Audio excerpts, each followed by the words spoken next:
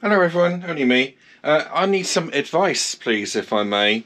Now I think I know the answer to this anyway, but what it is, my bottom arm of my BMW windscreen here, if I can get that in shot. Sorry, it's a bit rustic.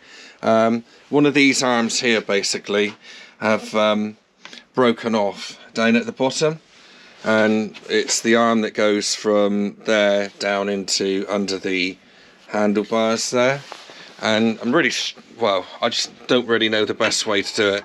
I guess the best way is going to be to weld it, get a welder in and take it to somebody and weld it together. Unfortunately I don't know anyone, but there you go. But what it is this piece, these two pieces here, that's the bit that's snapped off there. Hopefully you can see it, and that needs to join to that. It's quite a clean break. It must have been you know, breaking for some time. I have heard of epoxy glues, which you can glue the stuff together. I don't really like the sound of that. I'm sure it's quite good, but of course this is going to be under, you know, sustained sort of shaking around in the wind to some extent. So yeah, I heard epoxy glues are good. Are they really that good from anyone else's experience?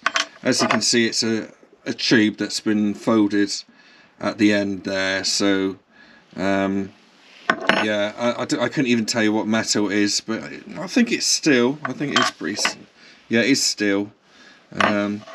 So yeah, secondary advice would be much appreciated, and just leave a comment down below how you would attack this if you've done anything like this before.